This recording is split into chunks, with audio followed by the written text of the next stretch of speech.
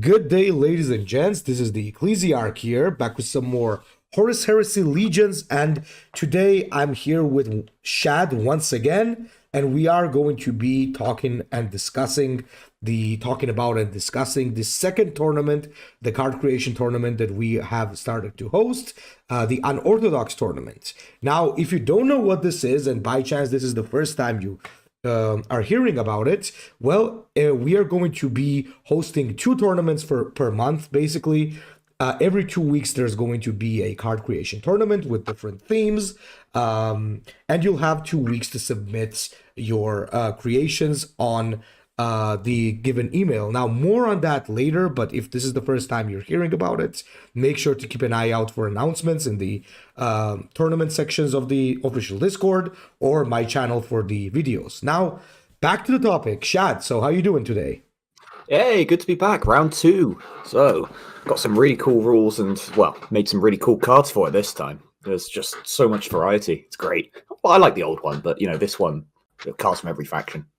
Absolutely, yeah. This is a way bigger scale because people were able to create some very cool stuff. They were not limited to only wolves, custodians, and thousand sons. Funny enough, last time we mostly received only thousand sons, even though not only, but mostly only, where I was actually expecting to get a swarm of space wolves. I guess there are more thousand sons fans after all.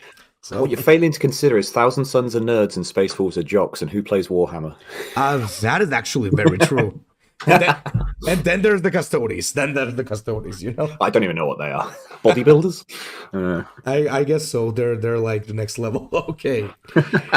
Anyway, gentlemen, before we get into discussing the cards that have been sent, as always, we're going to present two of our own cards. And just to give you an example, once again, on something in general, what we are looking for, what are our own ideas, and as Chad said last time, to show you that we also know how to create cards, obviously. Well, sometimes. Anyway, one of these days, we're both going to create absolute stinkers, and the comments are going to rake us for it, just like over the coals. It's going to be terrible. Yeah, I don't think we made any good cards in this one, but let's take a look at that anyway. I didn't say that. All right. Yeah, okay. Well, I mean, I really do like yours, and let's actually take a look at yours. So, Shaq, maybe you wanna start with sure thing on my own, yeah. In that case, I've made Lightning Storm. It is a 5-energy Space Wolf tactic that says deal 2 to 3 damage to all enemies. They gain Overload until your next turn. So, reasonings why I made it like this. For a start, the damage total, it's 2 to 3, which averages out to about 1 to 4. It's the same variance, roughly. It's just less crazy in RNG. So, 5 energy is roughly the right area for it because you're comparing it to Death Satellites or Defense Satellites from the old Istvan set. It also has an extra slight benefit, which is Overload. And this is the mechanic for the Unorthodox rule set, of course. I think this mechanic has a lot of potential, even though it's only in Loyalist Legios and a few neutrals at the moment, because there's so much you can use it to represent. In this case, what this represents is an electrical overload of creating a stunning effect. If anyone tries to push through it and power through it, muscles lock up, engines shut down. It's just a lot of electricity. And obviously, there's some other things going into it. So the flavor of the art, it is a literal lightning storm. It's a psychic power in this case. That's why also it has the variant damage, because psychic powers are a little bit random in this game. They didn't give it as much variance as some of the Thousand Suns ones, like 2 to 5 damage. That's a bit nuts in my opinion. But 2 to 3, that's a nice little spicy bit of RNG without going completely nuts. Absolutely. And honestly, I also like that, because I wouldn't ever say that this is overpowered to have an overload, because let's say in a situation where you're clearing many small units, you either already cleared them, or they if you didn't clear the board, their chances are they're at such low HP that they're gonna die when they attack anyway. So exactly, yeah, that was my thought process. Yeah, so this is definitely not overpowered, and it could be pretty good against Berserk opponents as well, and so on. Overall, pretty good. Yeah. And now for my card. Once again, I could not resist the urge to create a legendary. So I created Barabbas Dantiok, somebody that we already have in the game for the Orphans of War. I made the Iron Warrior version for him. It's a 6 energy 4/5, so it has subpar stats, obviously. But it has a rally to destroy an enemy vehicle or structure and give Bastion 3 to all units. So all your units, I mean. And honestly speaking, the thought process behind this was that, we remember we used to have like Ursi Malevolus in the game. Obviously, it was a neutral and everybody could use that, but that was a kind of a card that had like a very low HP for its cost. Like, I think it was 7 energy, 5 HP with high damage, obvious. Or no, not even 5, it was 4 It was a HP. 7/4, wasn't it? Yeah. But the rally was really good back when there was a vehicle meta with the Hydras and stuff. There were a lot of people who were actually running it. I remember there was like this one moment. So I thought a card like that would be pretty cool. It's a little bit too specific, obviously. However, it can really do a good payoff if you do it, because you can not only swing the tempo, but you can also gain some survivability. And if you do destroy a vehicle, your Barabbas is suddenly a 4/8, which can be pretty good. It can at least like be a body on the board. So it is a conditional rally then. The Bastion 3 only goes off if it destroys something. Yes. Okay. Yeah, it's a good silver bullet, but only if you're facing the right enemies then. So yes, it's just weak, isn't it? It is. It's a cool idea, but you know what I like? Conditional effects. So things like it could have destroyed the vehicle, or given Bastion, like, I don't know, it'd have to be more, wouldn't it? Like 5 to target unit or something. So to a friendly unit. So that way, if they don't have a thing for him to destroy, you can still get like a lot of life gain and value out of it. But yeah, no, it's a cool concept. I like the flavor because Barabbas, obviously, he defended the Pharos, didn't he? Yeah, he's the big bastion boy for the Iron Warriors, basically. Best bromance in the Heresy. Well, maybe not. Fafnir, Ran, and Zephon, they were quite cool. They were quite badass too, weren't they? Yeah, that one's also something that I love. I also love the Torgadon Loken thing. That's also pretty cool. Oh, but they died so early. Well, he died so early. Sorry, spoilers for like the first 3 books of the Horus Heresy, I suppose. I think we should have said that a little bit early, but whatever. Oh, they've been out for like 10 years. Yeah, I mean, plus, if you play Horus Heresy Legions, you've already seen Tormageddon, so it should be obvious. That's true, yeah. So there's You've been spoiled. You've been spoiled already.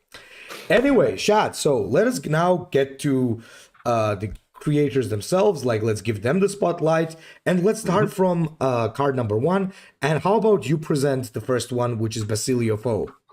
Sure. Do we have the name of the... This one was Old Man Bob, wasn't it? I think I saw in the card creation server when he submitted it. It's not written on the... Yeah, it's not written in the file. Okay.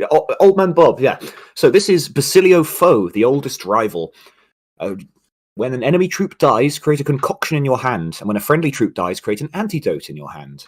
So it's a 2/35 Agents of the Sigillite Warlord, which makes sense in this case. This is a character who... I think he pops up earlier, but he's in the end and the death as well.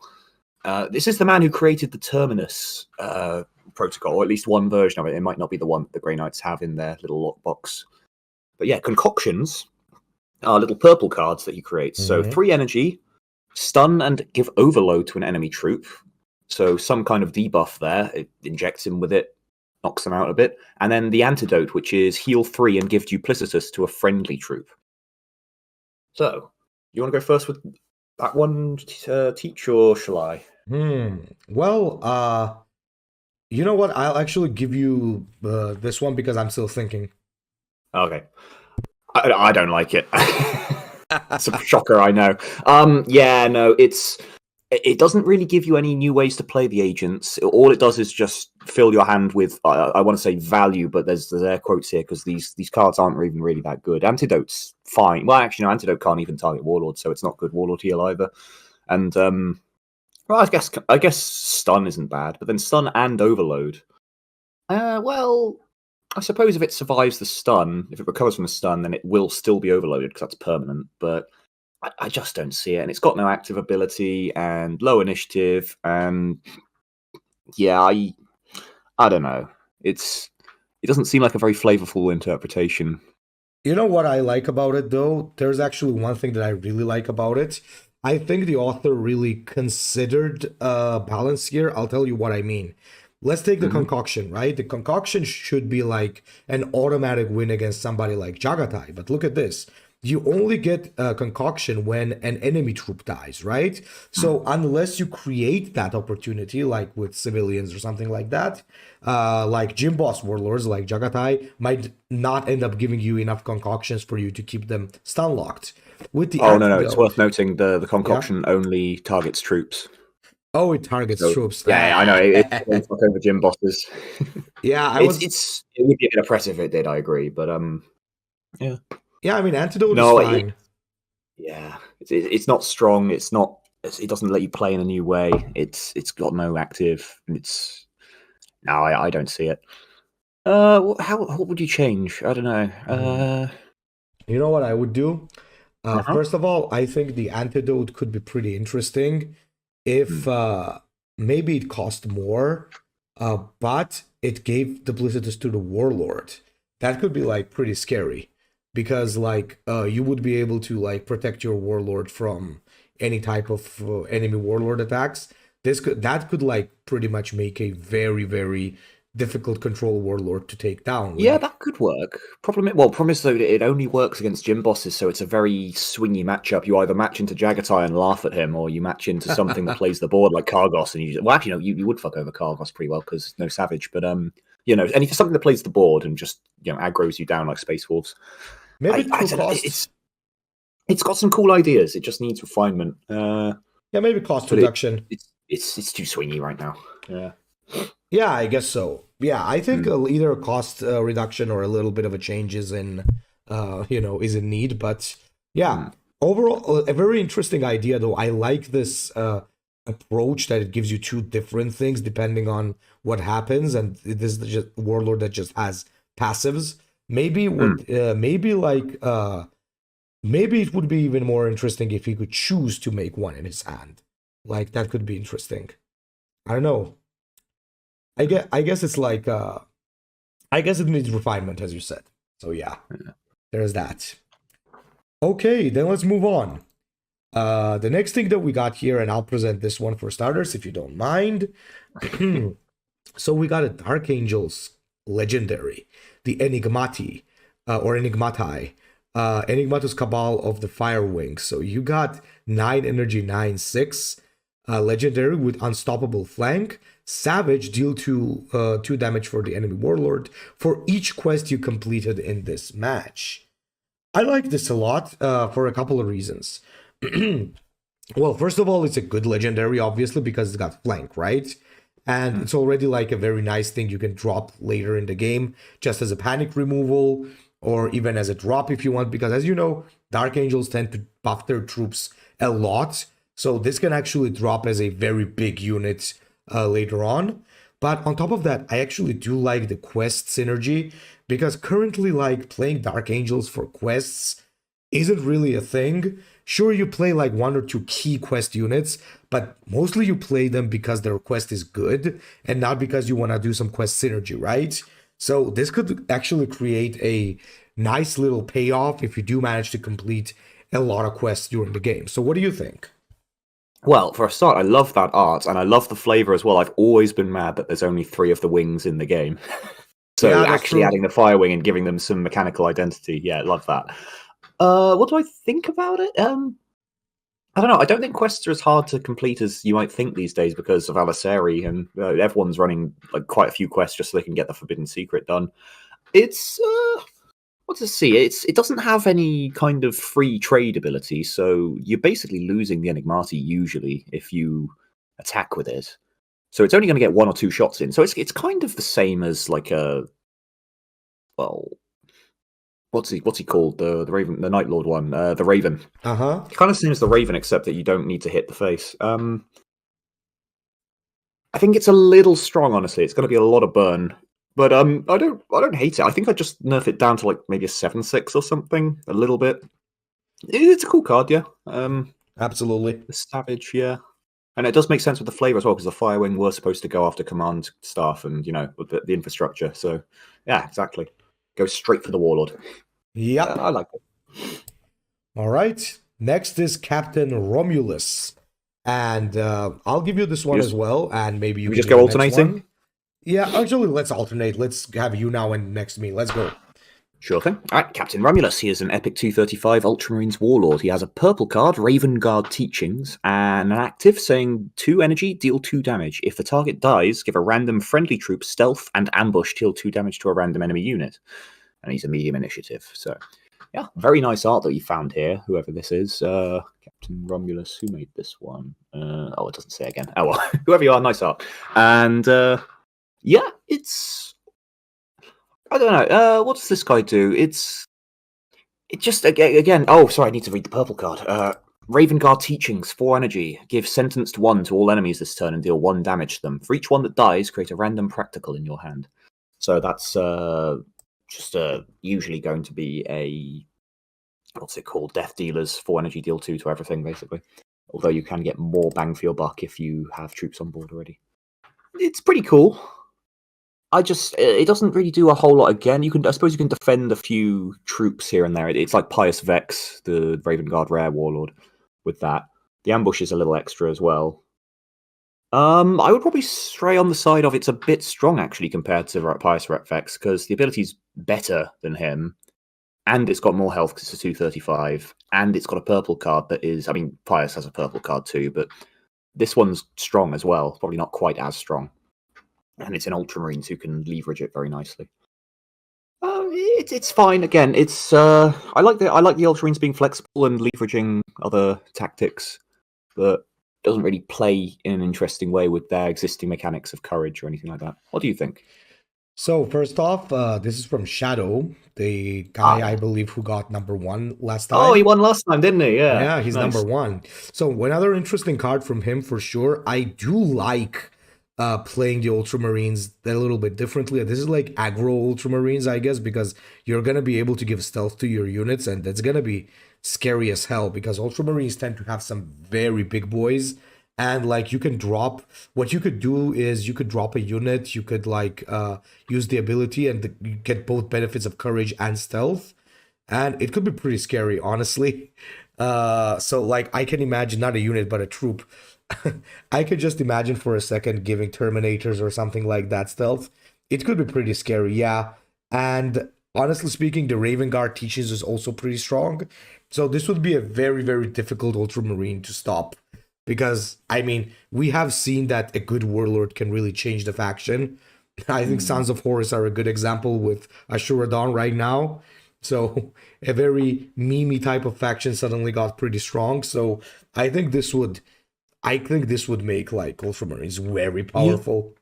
You know, I think I would like if this were passive instead. So instead of like an active that gives stealth, it would be whenever one of your units doesn't trigger courage, it gains stealth, and it doesn't need the it does need the ambush for the competition, I suppose. But yeah, so a little consolation prize if one of your courages doesn't go off. Oh, that would be so good. That would be so good. Like you would get a choice, basically, either this or that. Yeah, that's nice. I like it. That would be a beautiful change, I think. Well, it's basically a new card at that point. This one's good too, though. All right. So I believe is yours next? Yeah. Okay. Legendary. So Kruger, nice. Warsmith of Corn. Okay. So 2 damage, 35 health. It's a legendary. It has Savage. Load the siege of a random friendly unit. It takes 2 damage. And active. 2 energy. Destroy a friendly infantry. Load the siege of a random friendly troop. You know what? I really, really like it. At first, I think 2 damage might even be a little bit too much. Maybe even 1 damage would be nice, you know?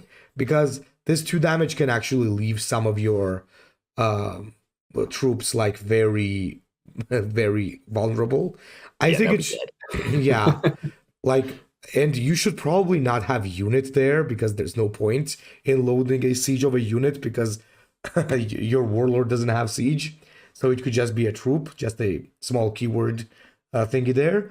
But I do like the idea of having a warlord that can easily give siege to your troops, you know? I always wanted to have like a reliable siege type of Iron Warriors. It's very fluffy how he does it as well, because it's a Savage trigger on Kroger, who was famously a Cornate. So yeah, it's pretty solid there.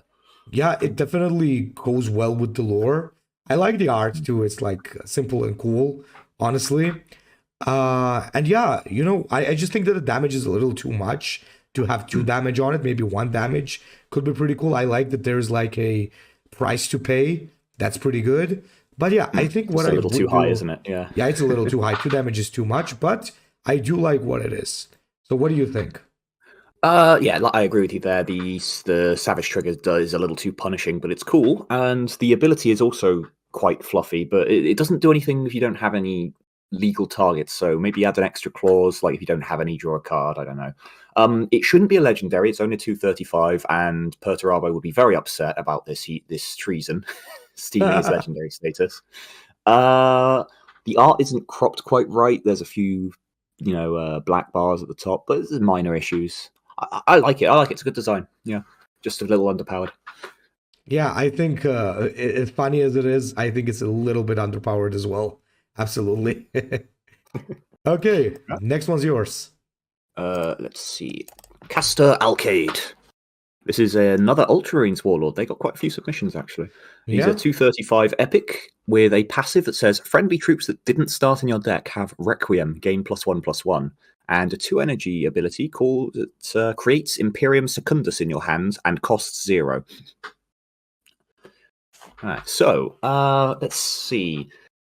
The passive is interesting, very flavorful, because of course this was set during the sort of midpoint of the Heresy when Guilliman was setting up his Imperium Secundus backup plan, which the Blood Angels were the first people to join in. So it literally is learning from their battle brothers who have come to join them. Very flavorful, like that, Requiem. The ability to create Imperium Secundus, that doesn't need to create Imperium Secundus. There's no real need to do that. You can just have him do the Imperium Secundus effect. But I suppose you could get some fun synergies with like pink horrors and things like that going, since the cost reduction is permanent. I don't know. It's interesting. I don't know if it promotes a new deck style, but you can do some interesting things with your deck building because that friendly troops passive goes on anything. So if you played like displaced civilians or something, the one that you put in your deck isn't going to have it, but the things that it spawns will. And like other things like that, any tactic that generates troops, they all have these interesting abilities. And of course, the one that he creates. I don't know. Cool. It feels like it would just it would punish you for people for removing the board again, and Ultramarines already do that with their courage. It's cool. It's a very cool flavor, though. What do you think? Yeah, I agree. I think you said it pretty well. This is really, really good. I think it does have a little bit of a problem because it might get super annoying to deal with Ultramarines when they have, as you said, 2 ways of punishing you for the board, basically. But it's a cool flavor. The lore is cool. Idea is cool. So, pretty cool card. Overall. I think one of the problems with making warlords is that they're just so hard to do because they need to like justify themselves. They need to make the faction play differently. They need to be just different from just another like of the same faction value warlord, and that's really hard to do. It always is. Sorry. Yeah, it is what it is. All right, next one is from Little Gray Dog. And, hey, buddy. and it's a Chaos Warlord, actually. I like the art a lot. That's pretty cool art. It is good, yeah. So I would be Sriol or Kriol Faust, the Brotherhood Senior. So friendly cultist troops have murder, deal 2 damage to a random enemy, and 2 energy, choose a cultist to add to your hand and give it +1 in flank. Should I say it? Should I say it? This is a fair version of Lotara Sarin in its own way. Because, like, the first thing that I got in my mind when I made the Lotara deck was, let's do the cultist mission. But Jesus Christ, it's way too easy. This is actually pretty cool because you can play the mission. On top of that, you also give murder to your troops, which is really nice, I think, because it does add a pretty cool Night Lordy flavor in it. And I can get like why cultists would have murder, right? They are chaos cultists, they're batshit insane. So it's pretty cool. And would allow you to actually have more win conditions other than just completing your mission, because the more cultists you play, the more damage the enemy gets. So what do you think? I really like it, actually. I like this too. It's basically War Crimes Aliceri, isn't it? Yeah. Throwing civilians into the meat grinder. Well, it's fine. They've sold their soul to chaos. But yeah, no, it's fun. 230, obviously, that's fine because it's a neutral warlord. The name's good. I don't know if that's a named character. I don't think so. I think that's an invention. Art's good. Initiative low hurts. But then, better to err on the side of caution, I suppose, with the cultists. Yeah, I like it because cultists have always had this problem where they snowball just like Space Wolves. So you're either really winning or you're really losing. Adding a bit of flank to them helps sort of mitigate that by making them a bit stronger when they're winning, but when they're losing, sorry, but not when they're winning, especially. So I like it. I like it a lot. This is a nice cultist design. Obviously, the problem as well is though it only does one build, and that is cultists. But that's not always a bad thing. So yeah, I quite like this. Yeah. Okay, so a couple of things. This is not an invention, actually. I think this is from No Fear, I believe. No, false. Yeah. He's definitely an existing character. Just took me a second to think about it as well, but yeah, he's definitely a real character. Though, if it was a creation, I wouldn't mind either. It's a pretty cool one. Yeah. Well. By the way, Shad, before you get to the next one, the next one is by Rogue Vindicare Assassin. I would like to mention that he also made voice lines. For this Warlord. It's the same guy. No, not the same guy, actually. That's the fun part. So this is not the same guy. But after Shad reads out the description in the video, the voice lines will, of course, be inserted, guys. So, just so you know. All right. So, open up. Well, what we have here. The Slanesh touched champion, Cruciatus Ecstasis, a 235 epic Night Lord's Warlord. He's a champion of Slanesh. He has a purple card, Cursed by Curse. He has Unstoppable, Rage, give +1/+0 to adjacent troops this turn, and an active that says 2 energy, draw a card. Next time, give +2/+0 to a random troop in your hand with high initiative. The purple card, and here's where the Unorthodox comes in. It has 4 energy, and it says, give sentence 1 to your Warlord this turn, and then deal 1 damage to all units, so 2 damage to yourself, essentially. And it has Perfection, deal 1 damage to all units again, and heal 1 to all friendly units. So take another 2, but heal 1. So it's interesting modular tactic there. Do you want to do the voice lines first, or should we talk about the... Oh, no, I'm going to insert that in the edit, so let's go. Sure, so we'll put that in now then. Okay. All right, well, in that case... so it's hard one. I mean, he's got a jump pack and unstoppable, so points for that. Anyone who doesn't do it's incurred my wrath, but no, it's fine. It's just a little pet peeve of mine. The rage is interesting. You can't abuse it too much because obviously you do need to be face tanking something, but the unstoppable lets him choose his target, so there's not really any restrictions with frontline and all that.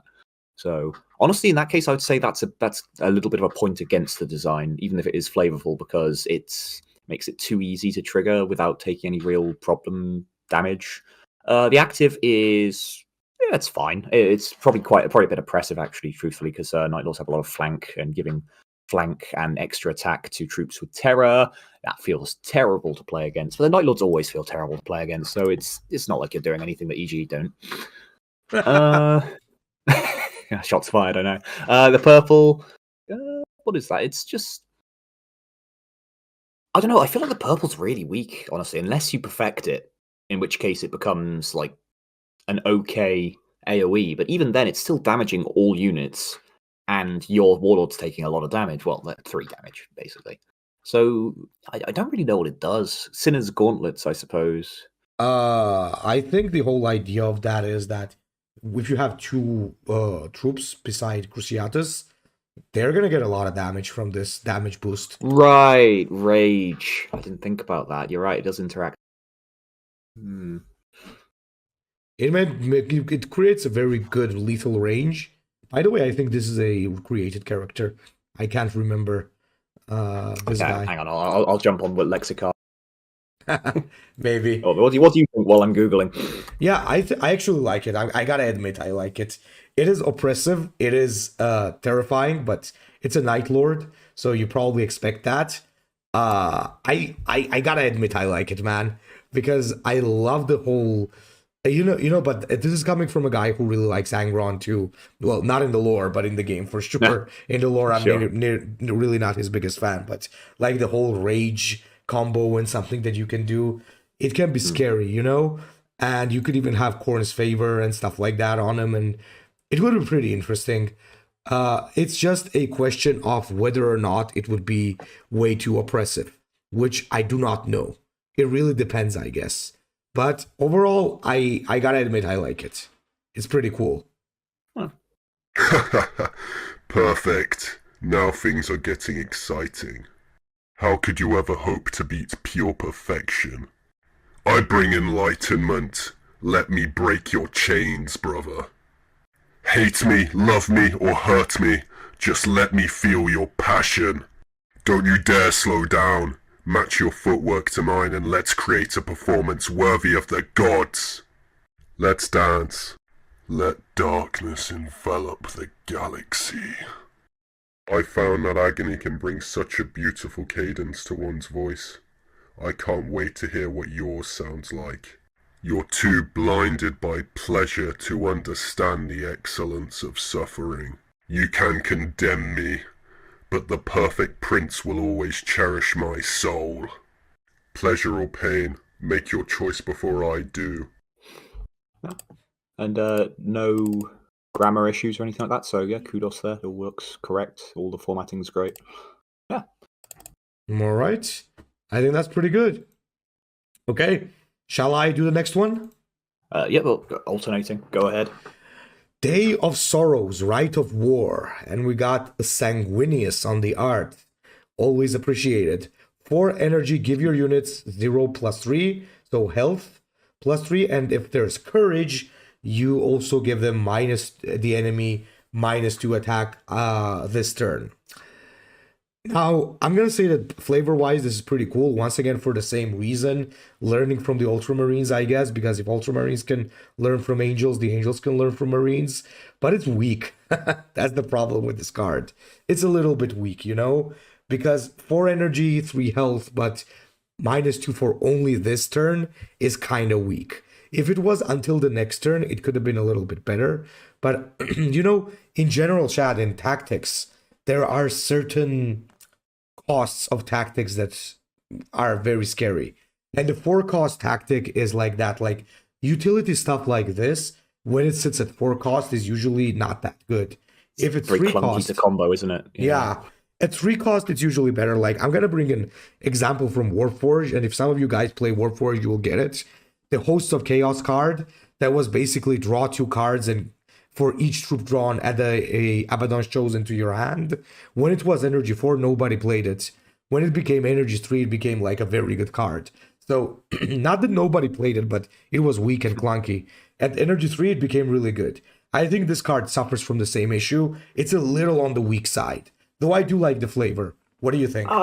It's worth noting that it says give your unit 0+3, and that lasts forever. So technically, this is a heal card, and it's not that undercosted, even if you just use it for that. And it's not going to be just that, because your Warlord will always get a free bash in, and maybe some troops too. So I don't know, man. I agree. It is clunky to combo, especially there's a nice little counterbalance there between like if you want to get the courage, you can't have too many troops on the board, but the more troops you have, the more benefit you get. So I like the interplay with the mechanics there. It is very cool. I honestly, I quite like it. It might be a little on the weak side, but I don't think it's so weak it would be unplayable. I think it's just edging on the side of being usable, essentially. It's nice art, epic, yeah, this seems about the right rarity, nice lore. That's a Rite of War from the actual board game, if I remember correctly. I quite like this one, honestly, yeah. No, I think it's about right. Yeah, it's overall it's still pretty cool and cool flavor, as we said. So, next one, another Blood Angel coming up. Hey, Dominion Zephon, my boy. He's a legendary Astartes, 6/6 for 6 energy. He has, oh god, keyword soup, this is a croomer. He has Survivor 3, Unstoppable, Drop Pause, with landing, create 2 random augmetics in your hand, and Sacrifice, create 2 random augmetics in your hand, and lower the cost of all augmetics in your hand by 1. So, yeah, Survivor 3, that fits. Unstoppable, obviously, wears a jump pack, fits. Don't know why he's got Drop Pod. He never deployed away from Terror or the landing and all that. So, not sure about that. But the Augmetics, now, those are perfect because anyone who's read The End and the Death or any of the other books he appears in knows this guy, he was basically put on guard duty back on Terror as just like a symbol because his legs were so messed up and his arms were so messed up that he couldn't actually use good augmetics. They just wouldn't interact with his body properly. So yes, that is great, that bit there. Sacrifice and Survivor into play there as well. I don't know, he doesn't die either though, that's the so Sacrifice seems out of place. I like the design mechanically. I just don't think the flavor really works in a lot of places. It's the Unstoppable and the Survivor, basically, and the Augmetics. I love the Augmetics. Slight spelling issue. It should be Augmetics, but that's a made up 40k word, so you get a free pass for not spelling it correctly.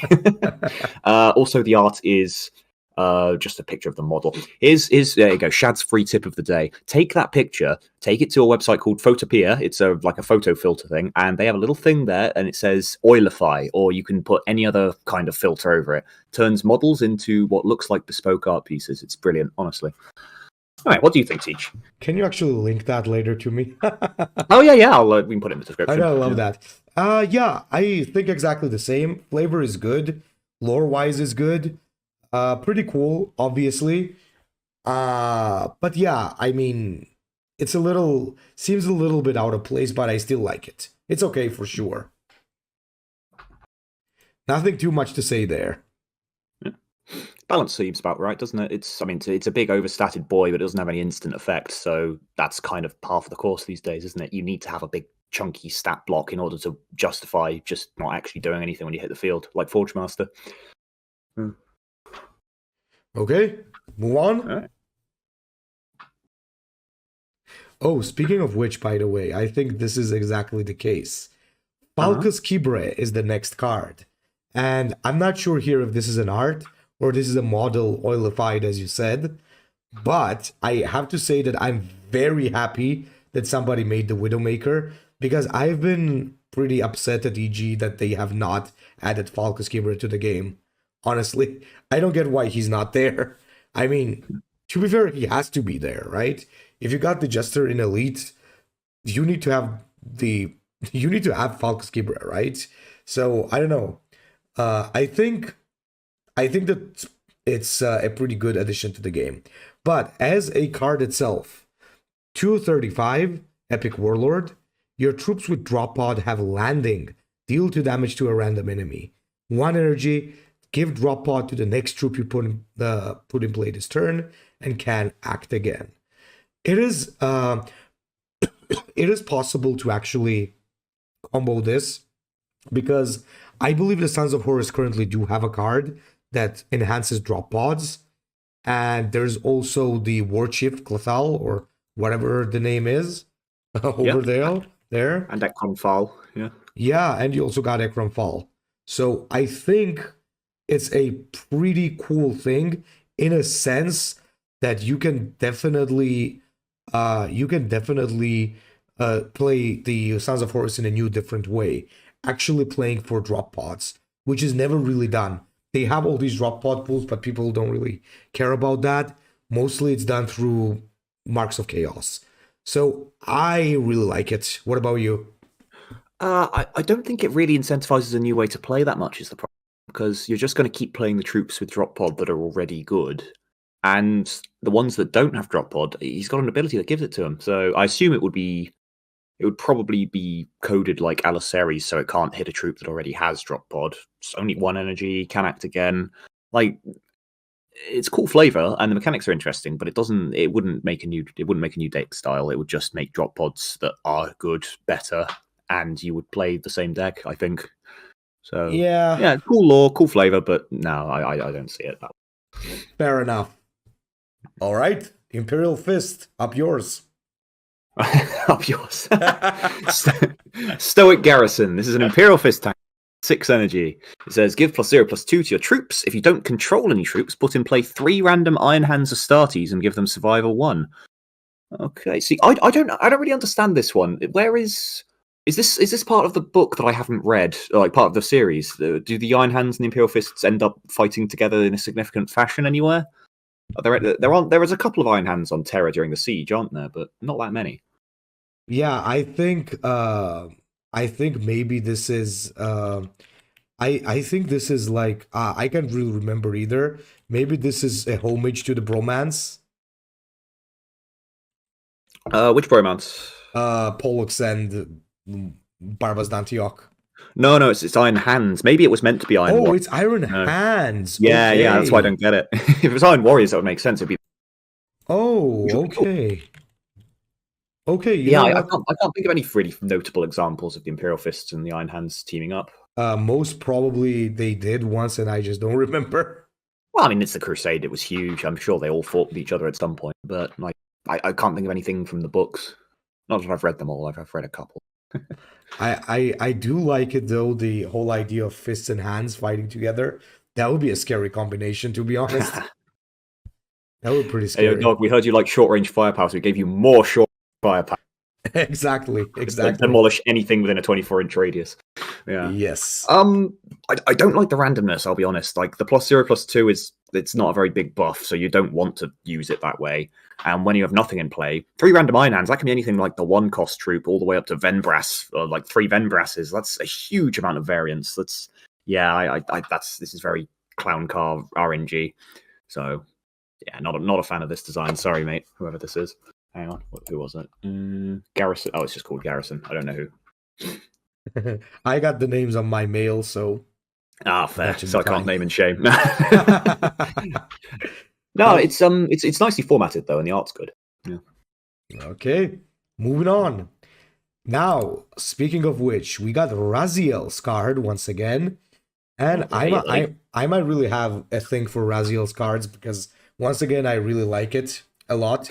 It's Griselda, Witchseeker. It's a 2-energy 1/2 epic. I already like it. I love the low-cost cards that do something cool. It's like my thing. So what she has is a rally. Give Psyker 1 to all enemy units until your next turn. And backlash, deal damage to the enemy warlord equal to the amount of psychic energy they have. So, ouch. This is going to be so scary. Like, you could play so many combos with even displaced civilians and stuff like that. Or you could just play this and then play the 1 energy anti-psyker card.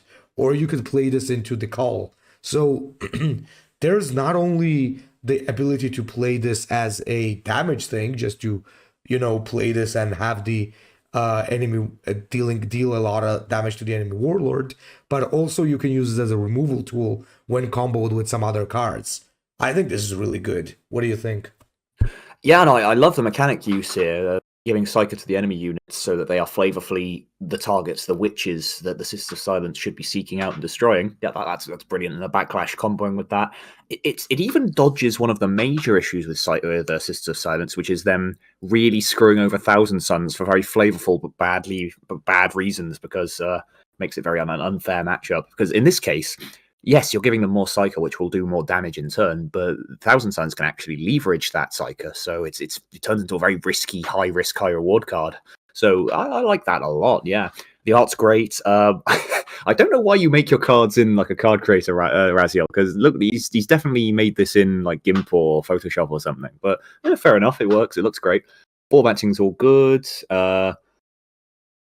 If they have... Yeah, no, it's just a cool, solid, low-cost card you do some interesting combos with. I really like this one. Absolutely.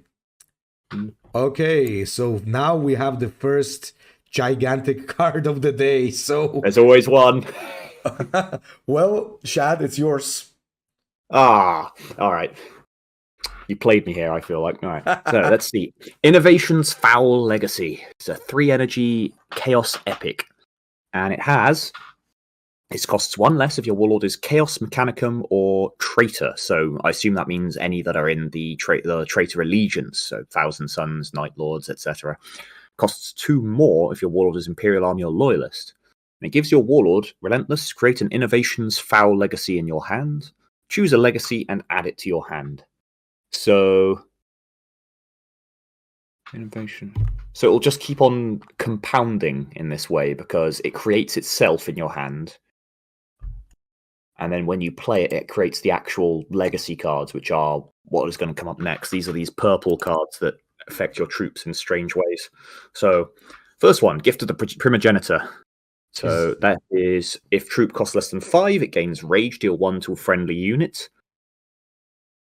If troop costs, and it has Enhance, which is a strange old keyword from the Isfan expansion that does all kinds of random nonsense. So you have no idea what you're getting. And it gives Pack, choose friendly infantry to attack with once, or give friendly troops Xenosplice. That's 3 energy as well. So you're paying 2, assuming you're in the right colours or the right allegiance at least, and then 3 to play this. So for 5 energy, you're playing this. Yep. So that's already quite clunky to get into play. But yeah, that's just one of them. And then there's Echoes of the Galvor Bark, 4 energy for this one. And again, you're paying 2 to actually generate it in the first place. Give Demon Host twice to friendly units. So that's quite spicy because that can target the Warlord. And choose a Chaos, Ruinstorm, or Wordbearer's Warlord ability to be given to the unit that replaces their current ability or special to put in your hand. What? So, So it gives the options for abilities and purples, and you could, if you choose a purple, your ability doesn't get replaced, and if you choose an ability, you don't get a purple. Or nice art though for that one. And there's Half-Breed's Creation, 5 energy reflection. Put in play a copy of an Astartes, so you can play it twice if you are at 10 energy. Where rally triggers troop rally effect, spear tip, or ability perfection. Choose.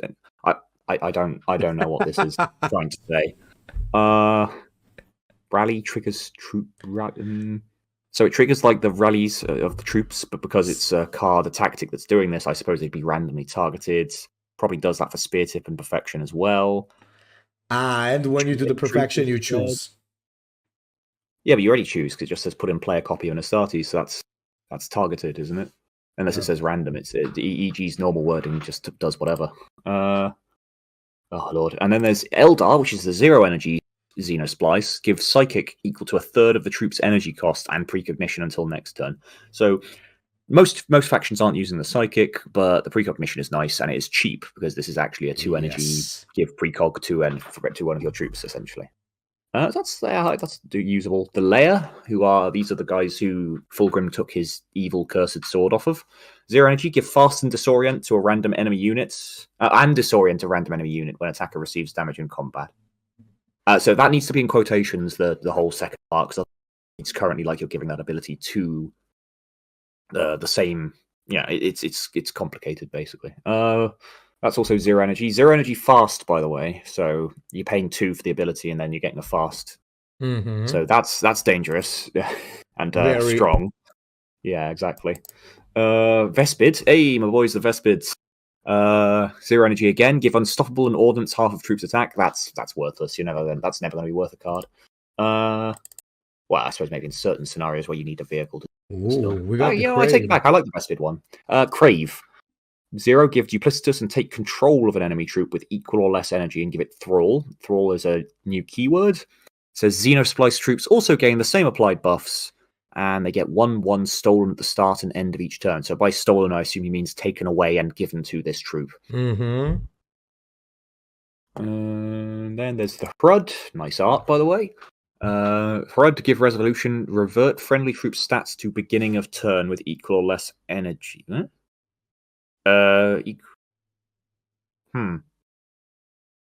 So it only targets troops with equal or less energy than you have, or I don't know what's happening here either. I like the flavor of what I think we're trying to do, because the Kharad are famous for their time displacement nonsense that they do. They're weird with chronological stuff.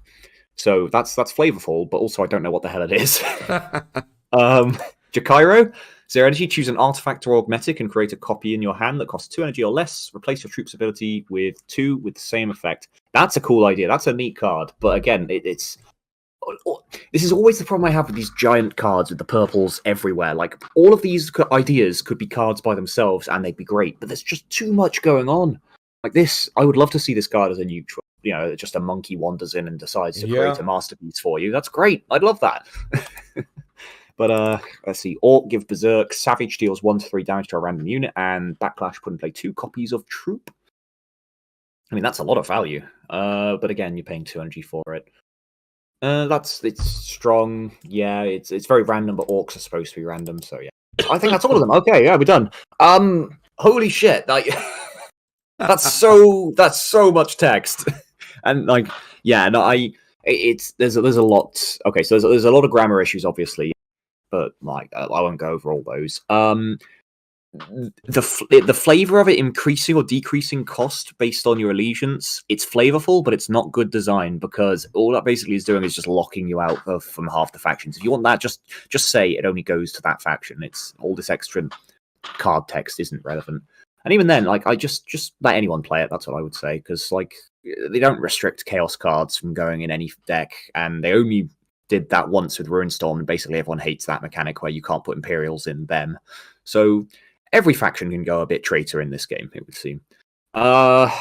It's just very clunky. There's a lot of cool ideas, but each one of these could have been its own card and should be its own card. Like, take all these cards, mate, keep them, and upgrade them, and and make sure that the wording is good and all that, and keep them for submissions, man. Because these are some solid ideas. It's just a lot to put in one in one innovation.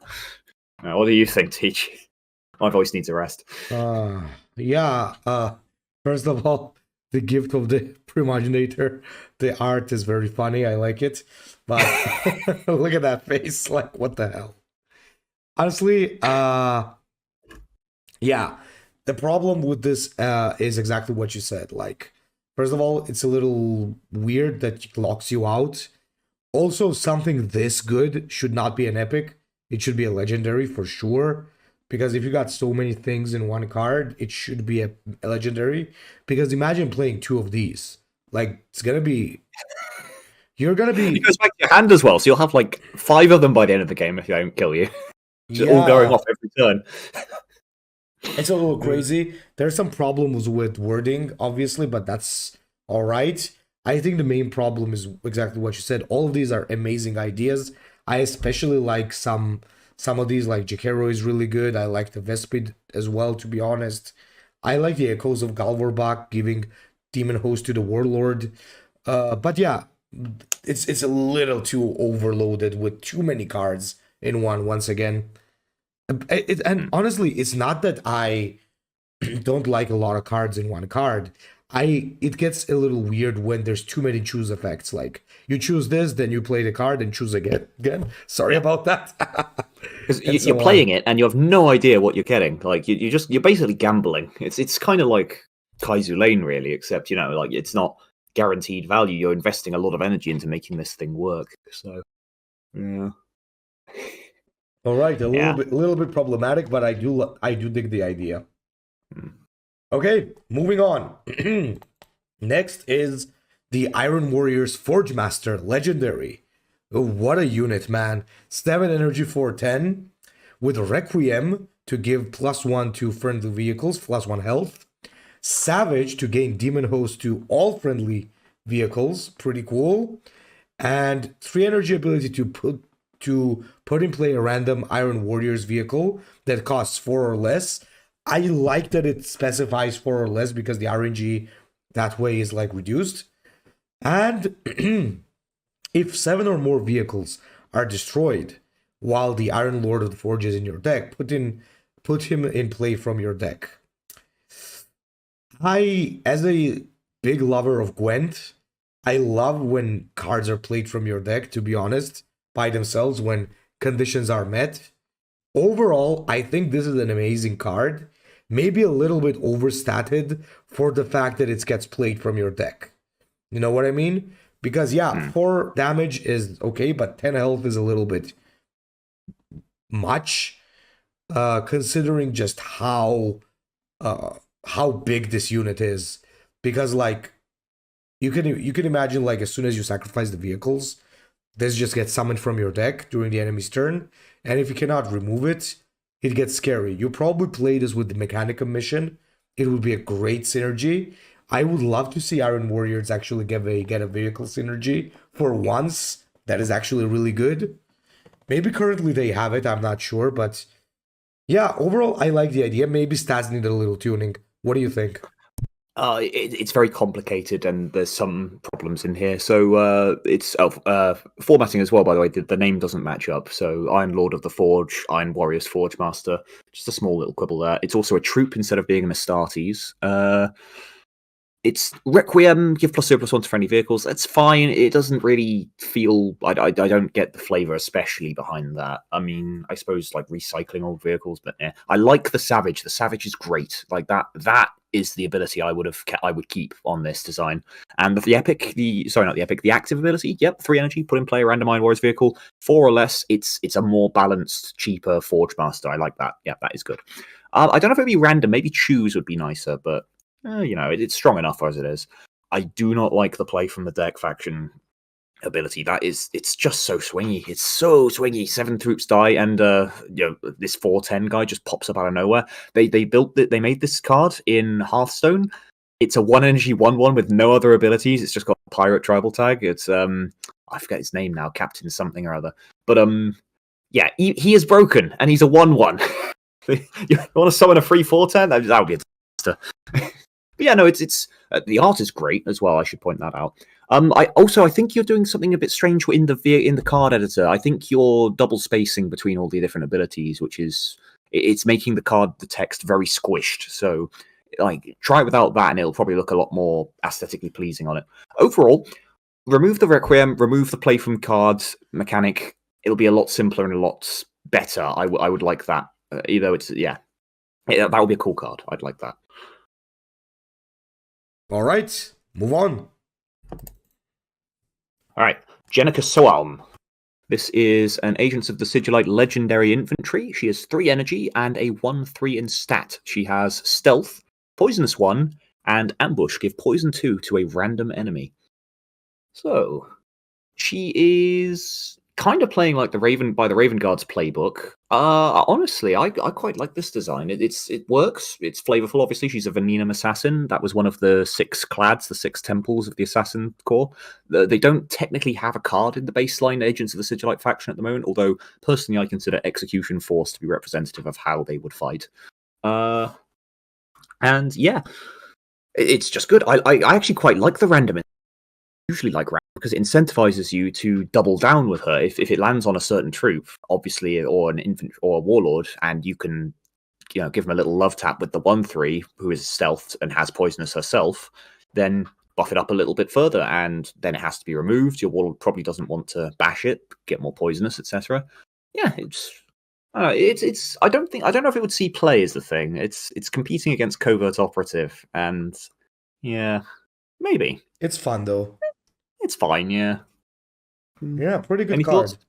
Yeah, I think this is a great example of a very solid and well-made card, because honestly speaking, this is just a nice card that really it doesn't do like anything too crazy. It doesn't do anything like insane. It's just a solid good card. I It's like worth noting, actually. You're right. Maybe it shouldn't be legendary. I know it's got a name, but EG give a lot of good named cards, like epic rarities. You can double them up and stuff like that. Maybe it shouldn't. Maybe I think you'd have a lot more interaction, fun if you could actually play 2 copies. Absolutely. I think this is from this is actually one of the players who made a Magnus last time. Oh, from last time. Oh, yeah. Yeah. Which one? And I think it was the Magnus that had the soul shards. Which reduced the. I really actually liked his idea last time when the health reduced and you had to rebuild it. Yeah, pretty cool card again. I like it. That was very flavorful. Yeah. Yeah, this is I pretty cool like as it. well. It's pretty good. All right. Okay. Oh, yeah. Oh no, the next. Aha! You've got the big one this time. Okay, well, let's go. Garviel Loken himself, former captain of the Luna Wolves, 5 energy, 5/6. Nice stats. I do like the 5 energy, 6 health in general. So when put in play, choose a quest given to you by Malkador. If the quest is finished and Loken is still in play, you will be able to pick another, which usually is not going to be the case. But in case it happens, you get an extra reward. Why not? So play a good little troop and get a quest. Now, you can actually choose one of the 3 custom quests. So these are not Dark Angels quests. The first one is the one true Sword of Truth. Have a unit with the Sigillite Chosen buff and Sword of Truth hit the same target. The quest will be finished.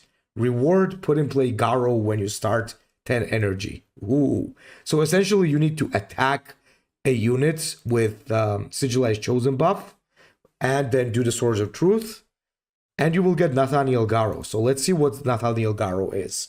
Garo is a 6/6 with backlash. Add the Sword of Truth to your hand. And Battle Honor. Create Sigillite Chosen in your hand. Only triggers 2 times. So I can see what the idea here is.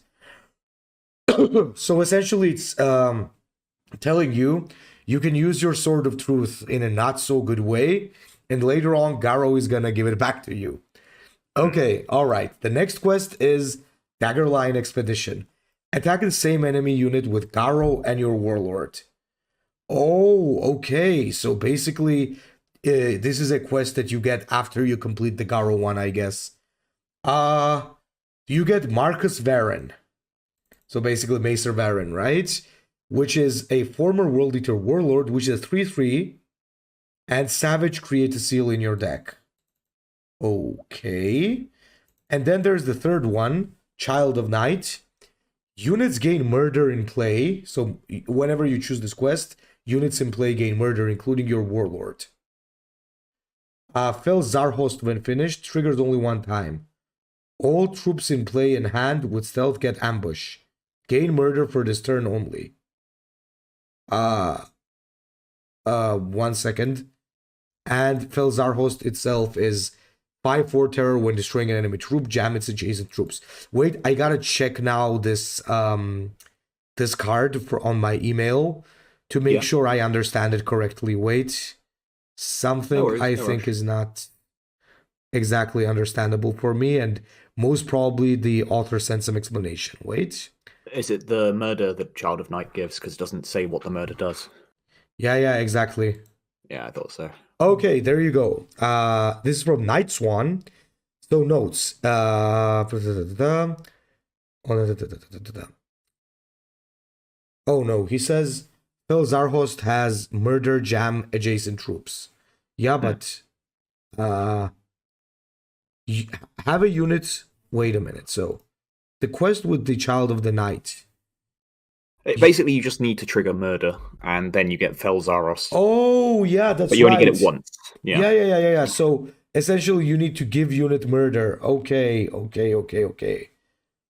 So essentially, whenever you choose this quest, Cesarcos just gets played, I guess. Basically, yeah. Which seems a lot easier to achieve than a lot of the others. Yeah, but don't forget, as I understand, I think the whole idea here is that you need to first do them sequentially, right? Yeah. Yeah. I think that's the point. You know, I like the whole sequence thing. However, I doubt that you're ever gonna get more than one quest off. I'm gonna tell you, I like the base card, Garviel Loken, a lot.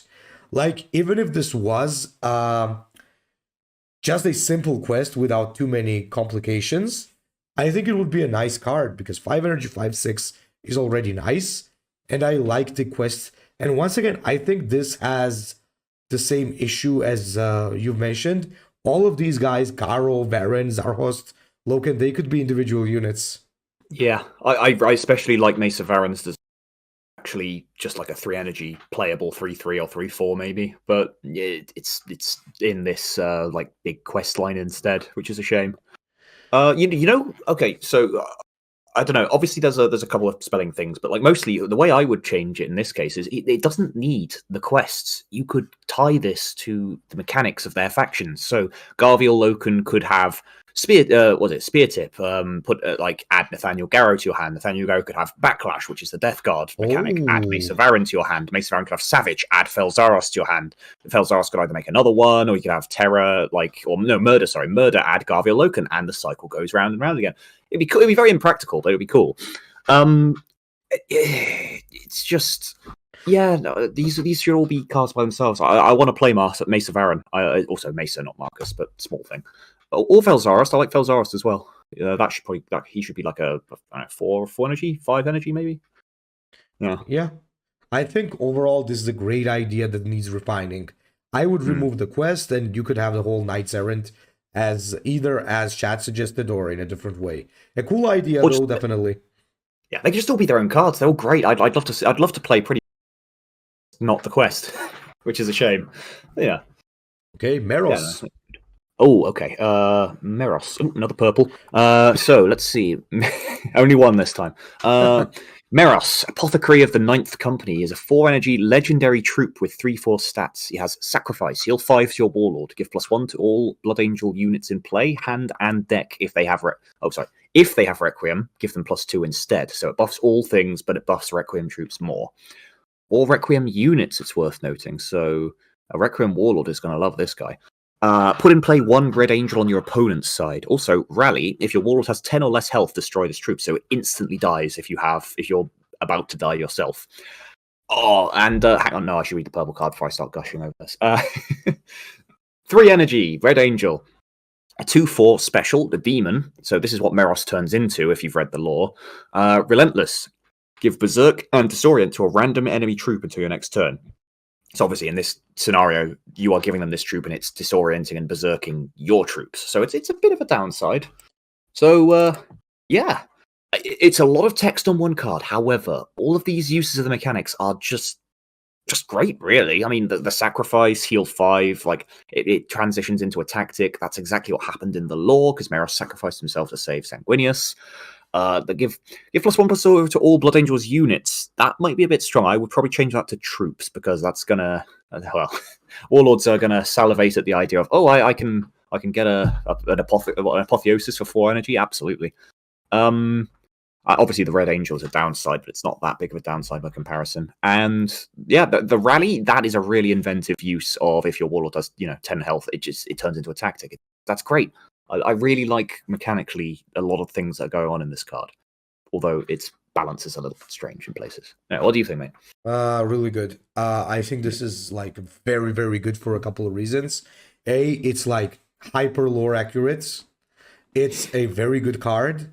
Even flirting with OPness at some point, though you gotta consider that you have to sacrifice it, meaning that maybe not a lot of people are gonna let you do that because it's just a 4 HP troop.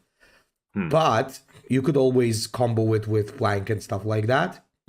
And the one that I love the most is the Red Angel bit, because if you think about it, unless you manage to do this with a Requiem Warlord that's instantly going to remove the Red Angel, this is a good downside, and I really like that kind of thing, because in Hearthstone there used to be a lot of cards that did that. Like, you play a big card, but it gives something to your opponent as a compensation, like either a coin or a banana or a whelp or something, So basically, I like that. It's a very good flavor, and yeah, overall I'd say perhaps needs revisiting in terms of Requiem, because who has Requiem in Blood Angels? Meros does.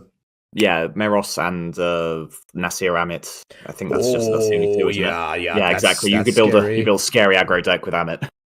Yeah, but you could also build a great Sanguinius, because like if you manage to play as Reckoning Sanguinius, this would be so scary. Oh, he has Requiem, doesn't he? Oh, that's spicy.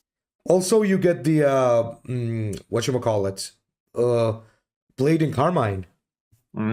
Yeah. Oh, yeah. That can turn you into a Requiem unit. Yeah. There's a lot of interesting synergies. Also, the rally destroying it lets you play around with other Requiem troops, because wherever you drop him, you get to choose still, even though it is technically kind of like a tactic. So he will die, trigger the Requiems of adjacent units, and then give all these things. There's a lot of interesting stuff going on here, really. Yeah, super card. It's just it's a bit wordy. That's the only problem. So if you could shave it down a bit, I would probably say change the Requiem to troops, not Warlords. It's just a bit too swingy otherwise, and don't have like the variable +1 or +2, because that's costing you like 2 extra lines of text. It's not necessary. But yeah, awesome card. Love this. Okay. Now, speaking of wordy. Yeah. Oh boy. So we got a big deal here, and let me explain. So this is a very special case with the Perturabo, because the guy that sent me the email on Perturabo, you should see the text in there. I thought that Perturabo was texting me, literally.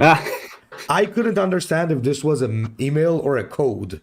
Essentially, the guy was if either he was role playing as Perturabo, or he's a Perturabo in our world, man. Because I think it's a very, very cool thing overall. He even explained in terms of coding how some of these things would work if we were to say that maybe EG can't do that. This guy did some incredible job.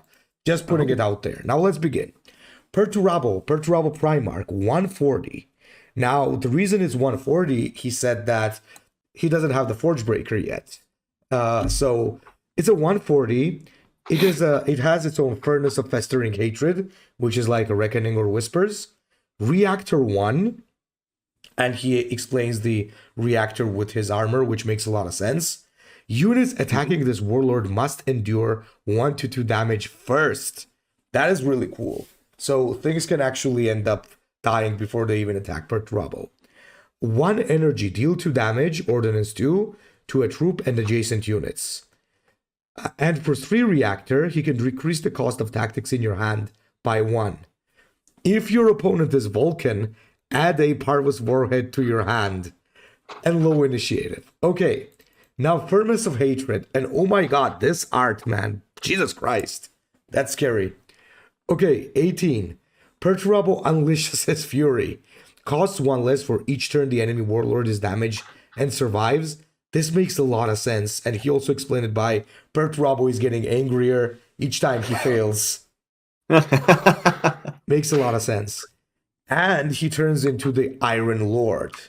Reactor 3, Rage. Gain Bloodthirst and cleave 1 until your next turn. And deal 2-3 damage to a random enemy. 0 cost, Siege. Activate a friendly unit's ability. And for 5 reactor, heal 3 and gain a shield. Now, this might seem a little counterintuitive due to shield and rage, but that he said that was the idea to kind of give him a choice and not to give him like full synergy since he's overloaded. Now, Parvus Warhead, and look at the freaking art on that. He said that it was inspired by the Psychopath Amon card that we have. So, and it's a 30 energy cost card. Cost 1 less for each turn an enemy unit is in play. Deal 9,001 damage to all enemy units and deal 1 damage to all units. And then he said, if you don't like fun, and if you're the not fun type of guy, then use the Deathstrike Warhead instead, which is the same thing, but it deals 35 damage to all enemy units instead of 9,000. I think 9,001 is cooler. Okay, Let me say a couple of things. So this card does seem a little bit overloaded, but this set overall, but I can't help but admit that I like it somehow. It has very good lore implications. It's a bit overloaded, as I said, but I love the reactor on a warlord that is not a knight. It makes a lot of sense, like with Perturabo. The Furnace of Hatred is absolutely accurate. Maybe the Iron Lord could be a little bit weaker. Parvus Warhead, honestly, I think it's fine because you're only gonna be able to play it after 20 turns. And, like, games lasting that long is... Yeah, but if you're playing against Vulcan, the game is gonna last that long.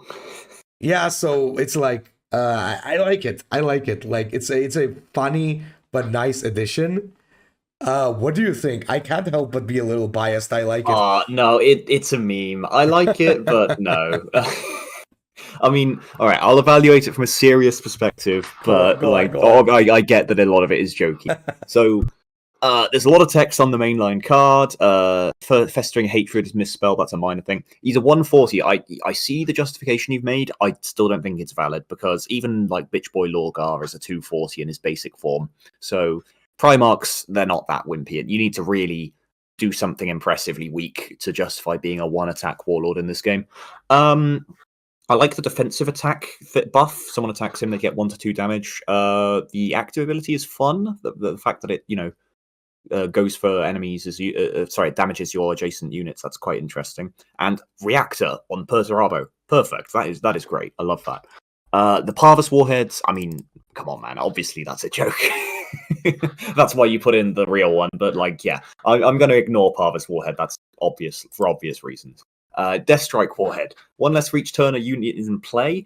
That's too easy to generate, really, especially since it's every turn. It's not just your turn or your opponent's turn. So that will actually go down to like 10 energy by turn 10 or 11 usually, often at least. And it's just too strong, 35 damage. That's a lot of damage for something you start with for free and will most likely get if the game goes long enough. Puts them on a clock. And the Iron Lord, Reactor 3, the ability I like. The Rage is interesting too. He's just too strong. He's very strong.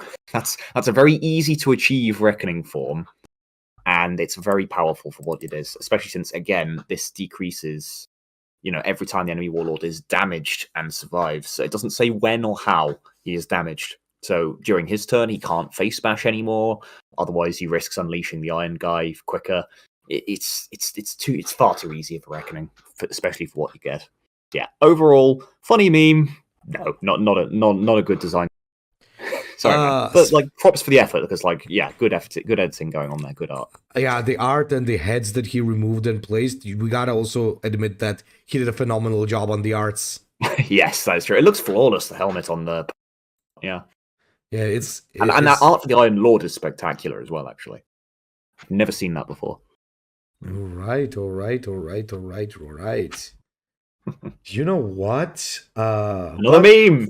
I just have to say one thing before the meme. Oh yeah. I think I could defend his idea of one attack.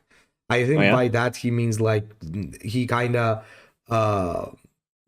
I think it justifies with the 1/2 being a 1/2 damage with when you're attacking him because he has his arm cannons. And basically, he's shooting you before you reach melee, and maybe in melee he's a little bit weaker. But I do get your idea, Shad, that even Lorgar is 2 in melee, right? Yeah, exactly. By the way, the next card is from the Amon guy, and oh my god! Oh, he's back. Yeah, that makes sense. All right, Shadrach Meduson, captain of the 10th Clan Company. This is a legendary Orphans of Warlord. Only 235, but he does have the Survivor 5 to bring him up to the 40 HP total. He has Final Configuration as his Reckoning form, and that card has not been attached to this because it's already in the game. Final Configuration makes you into Omegon. I don't know quite what's going on here, but some Alpha Legion fuckery is involved. He also has Requiem, create a random counterattack in your hand, and it lowers Final Configuration's cost by 1 as well, which, to be honest, you kind of need because the way you reduce Final Configuration in Alpha Legion isn't really something Orphans of War are capable of doing, except with a couple of their strange draw tactics. Look at the face. The face has been... Well, he's been given a bit of beautifying there. That is a very angry man. That's what the hell is this man? Alfaria's face on Shadrach Medusan. What the heck? Well, can you imagine how upset Omegon must be? I cut my fucking hand off for this! What is this? All to sell this disguise! Oh my god, this guy never fails to make me laugh. It's just that it's strange little things that he does as well. It just makes it just add to it. Look, he's clearly cut bits out of different arts in order to copy paste the text in, like Requiem and random counterattack and all that. There's bits of the fucking watermark behind it.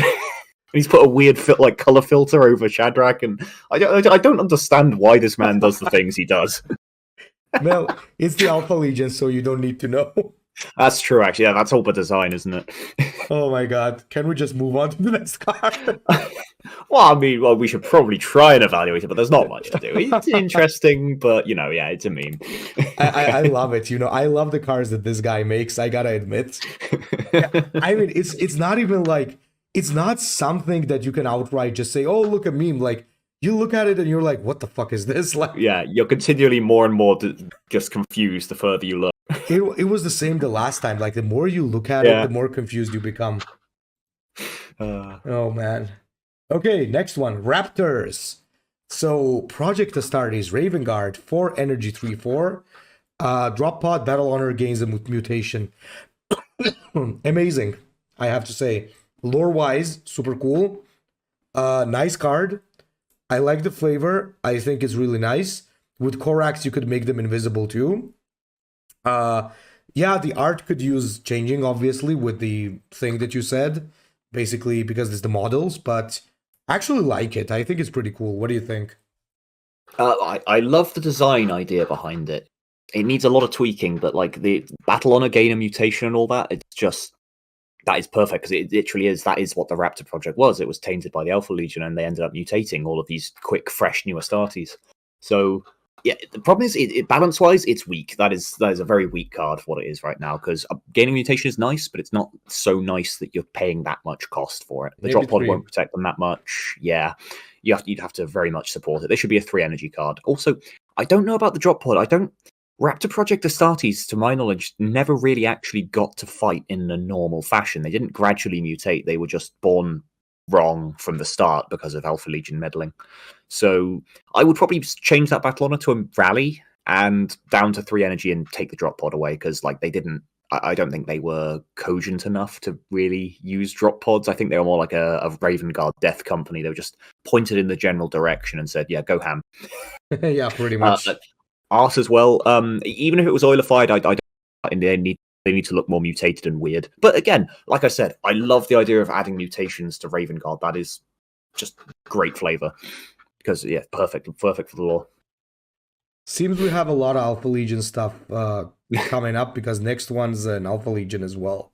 Oh yeah, and it's yours. Oh, all right. I'll skip to the legend. So let's see, Azzy 420. Who made this, by the way? I could hazard a guess. All right. He is supposed to be a warlord, but he does have the energy cost still in. He is a Shadow Wizard Money Gang. He has Duplicitous and Perfection. Kill an enemy troop, but it's... How do you have Perfection? Yeah, you're a warlord. You don't play warlords. Whatever. If the affected troop has more than 5 HP, then take control of it instead. And then the secret identity. So yeah, you start like this. It's revealed your secret identity, add tactical girlfriend to your hand. Reflections, let their shenanigans begin. The end of your turn, add this card back into your... Like, what is happening? I love these Alpha Legion cards, man. They're like asking you what the fuck is going on, right? I think the idea behind this is that whenever perfection is triggered, the enemy troop is being stolen, and that tactical card that you get, I think you use it to trigger perfection, because 0 energy also triggers perfection. So essentially you can destroy the whole war. Very balanced. No, I don't know. It's just... God, Shadow Wizard Money Gang. Come on, that's an old meme now. God, get up to date with you. I don't know what the current memes are, but whatever. Nah. People are really memeing us these days. Oh my! You gotta love how Ozzy is officially an Alpha Legion character now. That's a funny one. Oh, that guy keeps adding his OC to semi-official arts in the Ultramarines these days. Yeah, yeah. Okay, next one: Serpent Seekers. 5 energy, 5/3 stealth, ambush, deal 5 damage to the enemy warlord. Ouch. Yeah, brutal. Are these guys supposed to be Ravenwing? They might be Firewing. Yeah, I just don't remember. I think a Serpent Seeker squad would be a Firewing user. Yeah. Well, so once again we get a wing, which is pretty cool. New wing. That's a really nice one. It's a little powerful for sure, especially if you're playing Aloseri, I think. Oh god, this could be pretty scary, to be honest. But I like it. It's a little strong, but aggro Dark Angels, you would probably play this with Core Swain, actually. Yeah, definitely. I think overall, my main issue with it is it just doesn't feel like it needs ambush. That is a mechanic that would work perfectly well with Quest. So. Yeah, that could also be pretty good. Yeah, and also, like you said, it's too strong. HP 6, one hell of a health swing for one. No, it has HP 3. I know, but like it's doing 5 damage automatically with a very, very few. Most of the time, that trigger's going on, and it's also going to be ready to attack, and it's going to smack the warlord in the face most. So that is 10 damage straight to the dome. Yeah, it's a turn delayed, and it can be interacted with, but most of the time it won't be. So dangerous, very dangerous. Indeed, I'd say 6 energy. Okay, so we're getting World Eaters coming up. First one's yours. Let's see. Oh, Shabrandar, right, yes. Shabrandar. This was by Chica, wasn't it? He's in the Fecund Lodge. Yes. Yeah. So it's Shabrandar, 6 energy, 4/7, epic. His white eyes, and he has ambush, attack an enemy troop by itself, and battle honor, gains stealth. Along with rage, deal 1 damage to 3 random enemies. So obviously this is playing off the lore of him from Shabrandar. He was famous for being about controlled rage in a lot of ways, and he could... Well, he liked to be sneaky as well in some cases. Truthfully, my main issue with this one is I liked Chica's first version better because he posted that in the lodge, and the first version had courage, and I thought that was perfect because he died at Istvan, and the idea of him being outnumbered and just rushing forward, it was a courage trigger instead of the ambush trigger, and no battle on against stealth, obviously. I just, yeah, it's fine. Mostly it's not going to especially do a whole lot, but it's a strong rage trigger. It's going to be hard to remove without taking a lot of damage, so... Yeah. I did like the old version a little bit better as well, but this works as well, I guess. It is flavorful because, you know, the old version as well as the current version are well lore-wise, so, you know. It's just the old one. The old one was more interesting mechanics, so, like, the flavor both being about equal, it gives the edge to the other one. Yeah. Yeah, you'd play it, it would take damage, it would ping things. It would probably not very often trigger the ambush in the battle honor, but it's sort of pseudo bloodthirst if it does survive. Yeah, and it's pretty it's cool. fine. I would say good balance. Yeah, very balanced. All right. Okay, another World Eater coming in. The Shaka Bloodless, 4 energy 5/4 ward spear tip gain drop pod landing gain bloodthirst. Oh my god. Actually. I mean, to be honest, it's not that powerful because World Eaters don't really have, I think, if I remember, anything to make their drop pods very strong. And even if you get this guy as a flanker, Bloodthirst is going to be nice, but it only has 4 HP. So unless for some reason your opponent is not able to destroy the drop pod, this is just going to be a 4 energy 5/4. With ward, which is nice, yeah. But yeah, I agree. I mean, pretty good though. Some of it's flavorful. I like ward on World Eaters. It represents their lore for being very anti-psychic and anti-trickery in a lot of ways. Yeah. It represents his lore especially as well, because this guy tried to off himself before the Siege of Terror. He realized what he'd become and was trying to, end it all before he fully succumbed back to the madness and failed. But I don't see where the drop pod comes in. I don't think he was in an orbital assault on Terror. I thought he just landed normally, and the spear tip, like I don't see where that comes in either. Like mechanically, it's fine. It's nice art. I like the art. Yeah, it's well formatted. Technically, the Shaka is supposed to have like a little umlaut symbol. It's not an umlaut. It's a different thing. It's called, but like I don't have to make those on a keyboard, so I'm not going to judge you for not being able to. Yeah, absolutely. The little arrow thing above the A. Yeah, I don't know. I would say pretty good. Yeah. Okay, next one's yours, and it's interesting. Oh, Swarm of Nurglings. Yes, Swarm of Nurglings. 3 energy, 1/1 chaos, and it has maintenance 1 as well as rally and pack put in play another Swarm of Nurglings. So on the turn that you play it, you're going to get at least 3 of them because your Warlord can always attack and trigger the pack. Oh no, 4 because the rally will put 1 in. And then those 2 will both trigger their pack when your Warlord attacks. So yeah, it's 3 energy for 4 of stats essentially, but split up very strangely. And they all have maintenance 1. This is going to screw you if you don't have some way of avoiding maintenance. Lorgar. Yes. Lorgar, Lord of Flies, Chaos Spawn. Chaos Spawn rotated now, isn't it? That's a shame. Oh, it's going to. Yeah. This is a free reckoning for Lorgar. Oh yeah, you're right. Yeah, that is All right, so some balance issues combined with other cards, but I do like the flavor of very fun, flavorful card. Yeah. Impossible to get fucking rid of unless you're AO.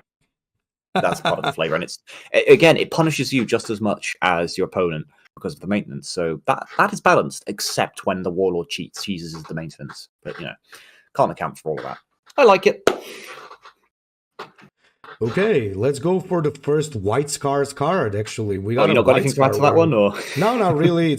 I think you said it all. It's a pretty cool card. Fair. The only problem with that card is Lorgar. I think everything else is gonna be okay because even if like you play Lord of the Flies, just a 1/1 AOE unit, they're gone. But yeah, you just have to wait till play to an AOE. You're right. Yeah. But Lorgar just potentially gets a full reckoning on turn 3 or 4, so that might be a problem. Yeah, let's move to the White Scars, which is a Swift Decadence or Decadence? Decadence. Okay. 4 energy. Your Warlord gains when a friendly troop triggers streak, give it Demon Host. Ooh. Hell yes. Why the hell not? This is so good. I like it, man. I like it. This is Not necessarily making you play a different type of white scars, but you could include some other streak units that are not that good, maybe some Astartes and things like that. You could play, let's say, the Captain Hakim that gets stealth. Ooh, I like it. I think this opens up some nice possibilities. I think that's a Slanesh mark on the forehead the guy has. Yeah, I don't know. This seems pretty good. What do you think? Yeah, I like it a lot too. Legendary, yeah, fine. It could maybe be an epic. Most of these style of tactics are epics, so that you can double them up. My only qualm would be why use Demon Host when Marks of Chaos are right there and have more synergy and could actually create a more of an archetype? Because I mean, the reason why is because you needed it for the contest, I suppose. But like, it does feel like this one could have been Marks of Chaos. But it's a fun design. Yeah, I like the idea of building something up like that. It's Demon Hosts are very random as well. Like some of them, terror is going to be like horrendous if your opponent lands it on a flank troop or something like that. Ward, it also has flank in the pool, so you will often whiff because you'll already have flank or fast on the troop that's triggering streak, so that'll feel a bit bad. Another reason why Marks of Chaos would be a better design, I would argue. But yeah, it's cool, and the art is spectacular. I do love that. Yeah, the art is absolutely amazing. Absolutely. All those peers like squick me out, though. I whenever I see some of those, and oh, how did you do that? That must feel so weird. Yeah, indeed, for sure. Yeah. Okay. Yeah, pretty cool. Yeah. All right. So, next is yours. Oh, right. Tagron Zur, Dark Apostle. This is a 235 epic word bearer's warlord. He has a purple card, Ambitious Ascension, that we'll get to in a minute, and he has Battle Honor. Give Demon Host to a random Astartes or infantry troop. It's worth noting that doesn't specify friendly, so you might that's probably not what you intended, I would guess. So yeah, it could just be friendly Astartes or infantry. 2 energy, steal 1 health. If target dies, create a copy of Mutate in your hand. See, there's some interesting synergy going on there because Mutate by itself only targets demons, but Demon Host gives the demon type. So I quite like that. That's quite smart. That's a smart use of mechanics there. And then his purple is 16 energy purple. Your warlord becomes Tagron Ascended and gains Demon Host 3 times. So kind of like the event warlord, I forget his name. But it reduces cost by 2 whenever a friendly demon receives a mutation. So you need to play those mutations that you can generate. And then Tagron Ascended, 235, Battle Honor, heal 1 and give demon and a random mutation to your warlord and adjacent troops. So that's gonna get nuts pretty quickly, but that's not a bad thing. It's a reckoning. You have to work towards it.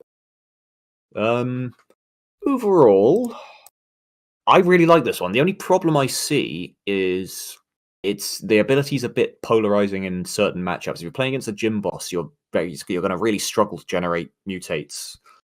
And if you can't generate those mutates, you can't get the purple and your game plan's shot. So maybe a different method of decreasing the reckoning would be my only note. Otherwise, I do really like this. The Demon Host, like buffing your warlord up, because once it's full, you'll start getting the demonic brawn ones, and those give +2/+2, I believe. So he'll scale up pretty scary. But again, Battle Honor, dependent on your opponent playing troops. Overall, yeah, I quite like it. You play more demons in it, most likely. Easier. Honestly, yeah, I if you can see just how many people are trying to push Demon Host on warlords, actually this is pretty good. I like it. Yeah, It's a very flavorful mechanic, isn't it? Yeah, it is, and we already have like the Mutant Astartes as a warlord who got Demon Host, so I think it's quite possible. So yeah, I think this is a really good one. Once again, as you said, does struggle in certain matchups, but overall pretty solid design. Okay. All right. Butcher's Nails. 4 energy, give Astartes in your hand, awakened, and pride gain +1/+1, +2/+1. I think the idea is great. It's like the old Butcher's Nails that we had, like that used to buff your troops in your hand. But I think it's a little on the weak side. Just a little. No, this is really weak. Cool idea, though. Yeah. Maybe if it would have like, you know what you could have? You could, say damage the Astartes in your hand by 1 instead of awakened, and then have pride. I don't know. I like the Awakened though, because that's a very Berserk should have. It's very good for to represent their out of control they are. That is also true. Yeah, I'd agree with that. This could be one in, really. It's interesting design space for sure. Awakened, that's perfect for World Eaters. Yeah. Yeah, I think it's like a very simple thing. I think you just need to reduce the cost a little bit, and this could be a pretty cool card overall. All right. So next one's yours, but the purple is first, and then's the golden. So yeah. All right. So let's see. We have Altani Shedu, second voice of the choir. It's a 4-energy tactic representing the little girl on the image there, who is an astronaut from the lore. I think she helped Sevatar escape, was it? I haven't read that book. I just skimmed the book. Oh, you gotta read that book. It's like 30 pages only. Oh, who cares about Night Lords though? They're just edgy. I don't like Night Lords either. I don't give a shit about Night Lords. Midnight's gonna kick me out of the guild now for saying Night Lords suck. And he's gonna do the same thing with me, but man, I don't like Night Lords at all, but that was a very good book, like worth reading. All right. If you ever have time, you should read that. Yeah. Yeah, it says give your warlord Relentless, create the Long Night in your hand, and destroy random friendly troop. So the Long Night is 2 energy. Your warlord gains Quest, heal 3 to your warlord, and deal 4 damage to enemy troop with highest attack. Discard this card at the end of the turn. So use it or lose it, basically. So yeah, there's a lot going on here in only 2 cards. It's kind of pushing the edge of like acceptable complexity, but it is within the limits. It's only 2 cards. Yeah. Few formatting issues. It looks like you've bolded the entire text in the first one, so that's a bit strange, but it's not a big deal. Relentless, create the Long Night, destroy random. So this is very slow. It's 4 energy to do nothing. And at the start of your turn, when it actually starts doing things, it's going to screw you over a bit as well. It will destroy friendly troops. So good for gym bosses, maybe not for anything else. I don't know if that's very flavorful, because that feels like it incentivizes playing it with Kurz rather than Sevatar. It doesn't actually buff the character who she's associated with in the lore. The quest is nice, though, because obviously all this happened aboard a Dark Angel's ship, because they were transporting him for... I forget what judgment, I suppose. So him stealing and turning their quest against them is actually quite interesting as a mechanic. Plus, the heal is actually it makes a lot of sense, because the whole idea was that Sevatar was put in just a black cell, that nothing was visible there. He only got like 15 minutes of light where he would be given some food where he would eat. And essentially, this girl who's an astropath, she was like speaking to him through her mind telepathically. And Sevatar literally thought that this was a ghost of a dead person in the cell before he actually figures out that this is an actual person. And her conversations with Sevatar actually would be like a healing, soothing thing for him, because Sevatar would be like in constant pain and agony because of suppressing his psychic stuff and you know all that jazz. So in terms of lore, it actually makes a lot of sense. And it's a cool art, yeah. Absolutely. And he deals like 4 damage to the enemy troop with highest attack. Also makes sense because Sevatar ends up, and no spoilers, beating the shit out of a certain person on that ship. So it like makes sense. I read about that. It's pretty cool. It's certainly an interesting card. You can only really play it in Gym Boss, and that is by design, I assume. And that makes sense given the lore, because he was by himself when this happened. So, yeah, kudos on an interesting card. It's just a bit slow is all. Honestly, I just think it didn't need the Relentless in card, like a one-off, really, I suppose. Or maybe a troop, because, I mean, maybe she could have been a 0-1 with Backlash that has this crazy effect. So your opponent is like, oh god, don't kill it, or he's going to go absolutely apeshit. That would make some sense too. Yeah, it's use of quest is clever. I like that. Yep. All right, let's move on.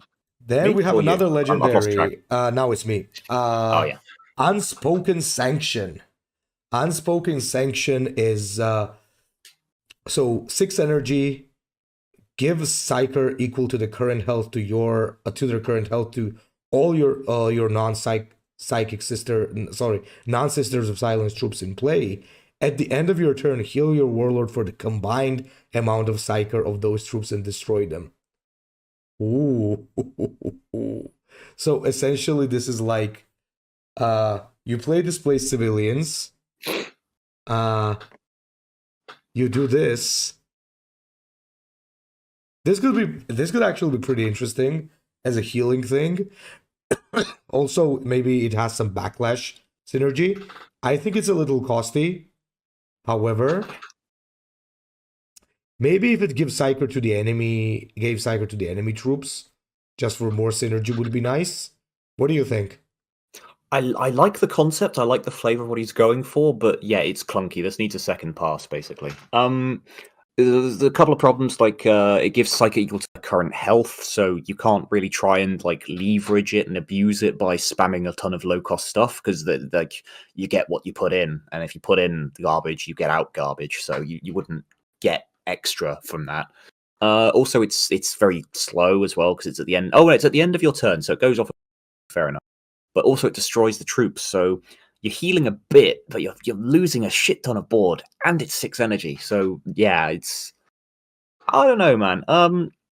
How would I do this? I don't know. I like the idea of it giving it to non-Sisters of Silence troops. That's maybe it should probably be like a passive, really. You know, what I would do is I'd have it be something like your Warlord gains give Psyker to non-Sisters of Silence troops you put in play. Whenever you would gain Psyker, heal that much instead, or something like that. So, you know, it's you're using them as batteries, like they are for the Unspoken Sanction powering the throne, the Astronomicon. It's a cool idea. I get it. It's kind of the same idea that Raziel had, just a different interpretation. Yeah, it's very similar, to be honest. And pretty cool idea. Maybe needs a little buff. Okay. All right. Tremor Cannon, super heavy artillery tank. That's from the person who got 3rd place last time, Roger DeLacy. So, yeah. Oh, that's the one who made all of the voice lines, wasn't it? Yes, that is the guy. Nice. All right. So it's a 6 energy 3/8, so a little understated, an Iron Warrior vehicle. Advantage, which is always it has Savage, load or trigger the ability of itself. So it was you can't trigger anything else. It always Savage. But it's interesting that it says trigger as well. So if the ability is already loaded and you attack, it will fire the ability off, which is great. That's a really interesting mechanic there. I've never seen anything like that in the game. That does mean the EG spaghetti code might not be able to make it function, but I like it in theory. 2 energy siege, put in play subterranean armament. We have those now. That's a new token created in the latest expansion. Very interesting. It also says until your next turn, give all enemies disorient and berserk. So disorient and berserk is obviously a strong combo because it makes them interact with the disorient. They have no choice. It's a little bit of anti-synergy, but that's not necessarily a bad thing because it helps balance it. Because obviously these disoriented troops can smack the subterranean armaments by accident and save themselves from the damage. So there's a lot going on here, but it is all very interesting in how it functions. Yeah. Absolutely. I like it because you drop it, you first use the Vantage, and then you do the Savage. Yeah, it's pretty good. And my only problem is the flavor, though. I don't see what Savage especially has to do with artillery, because artillery is not really about attacking. I like the disorient though. That's fun, and that is the use of a different mechanic that makes sense. Yes, maybe instead of Savage, you could just have a text when attacking. That is the same thing, basically. So yeah, that could work. Or I could just have an ability, no siege advantage, and an ability to make it a big boy version of the drill one that we have in neutrals. Absolutely. Pretty good card, I would say. Yeah, I like it. I'd play that. Absolutely. Lots of fun meme. Yeah, plus you like your tanks, so there you go. Big tanks. Big boys. Big vehicles. All right. Last but not least, we got the guy, the card from the author of Fel Taron last time, who won 2nd place. Oh, yeah. So, Zardu Layak, already existing character of the Word Bearers. Blood Ritual, special card. Requiem, gain 2 Psyker. And for 3 Psyker, you can give Demon Host to your friendly Astartes. And next time, put in play a lesser demon with flank.